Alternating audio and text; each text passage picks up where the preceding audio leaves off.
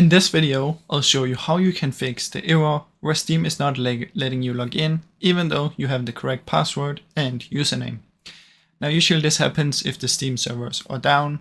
So first what you want to do is simply just come to steam.stat.us and check if the servers are down. Now if none of them are down, another thing that we can try is come down here and search for time, date and time settings, and make sure your time is on automatically. Because if you're on a different time zone, a weird one that's not with your PC, it can cause some issues with Steam.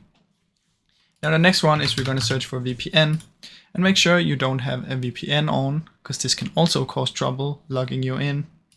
Now if none of these work, what we can do is come down here, search for the firewall, open up Windows Firewall and allow an app, change settings and allow an app.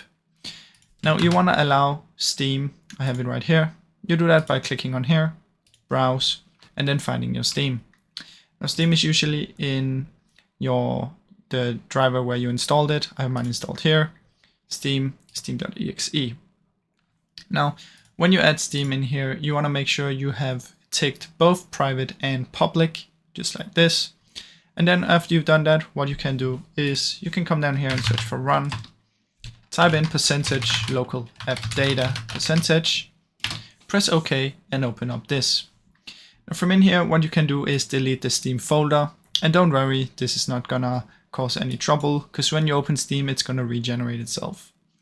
Now, if we have tried all of this and none of this works, the last thing we can try is simply come down here, search for apps and features. From in here, we wanna uninstall Steam and simply reinstall it. Now, I really hope any of these fixed the issue for you. If they did, please leave a like and subscribe, as it helps me out a ton. Thank you so much for watching.